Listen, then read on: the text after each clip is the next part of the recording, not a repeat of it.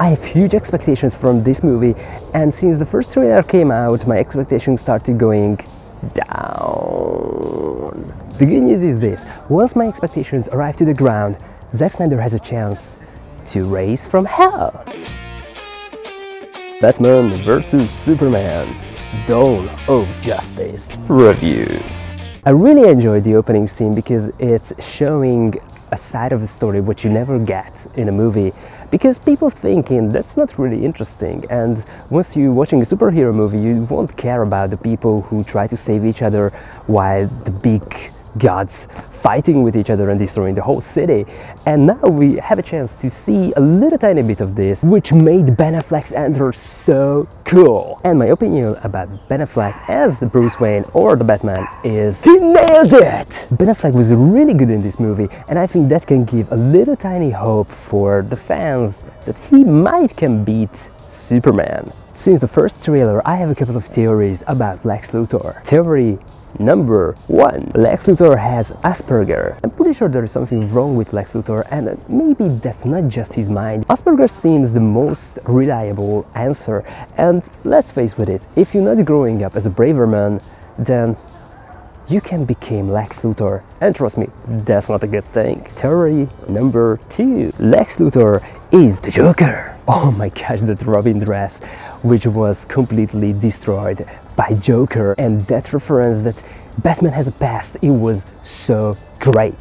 And I think these are things which you need to focus when you're watching this movie, because these little tiny bits are making the movie a good one. Actually, they're making it as a watchable one. So what do you think? Lex Luthor is more like theory number 1 or more like theory number 2? And it's time to talk about the best part of this movie, and that's, yes, it's Wonder Woman! Wonder Woman! We waited 75 years this to happen, and now finally we got it. Gal Gadot just killed this role. Diana Prince has only 4 very small scenes, but at least she nails all of them, and she's really beautiful.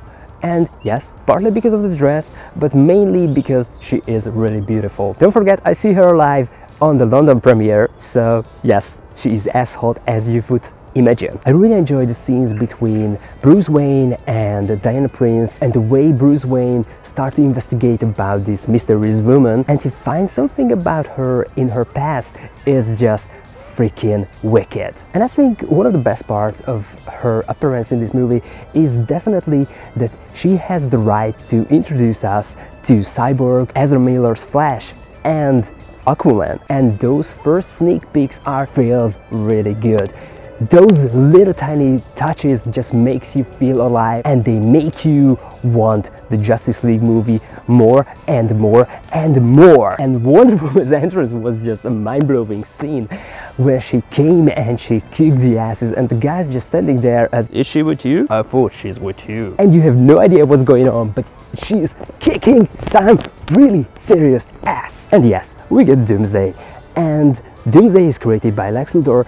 So, you know, my favorite part of Lex Luthor is definitely that he's playing with Superman and Batman like toys, and he's the toy master who's moving them around and try to make them to fight against each other, and that is the best part. At the end of the day, Batman vs Superman: Dawn of Justice is not that bad movie than you would expecting, but it's not as good as it should be. But the fact that these two characters meeting on the big screen at the first time is definitely priceless, especially because Wonder Woman joining to them, and we're waiting for this since 75 years, except if you've seen her series back in the 60s, which was amazing and crazy fun. So definitely check that Wonder Woman TV show out. But what do you think? Is Batman vs Superman is a good movie or not? That's the real question. Join us into the conversation and let it discuss in the comments below.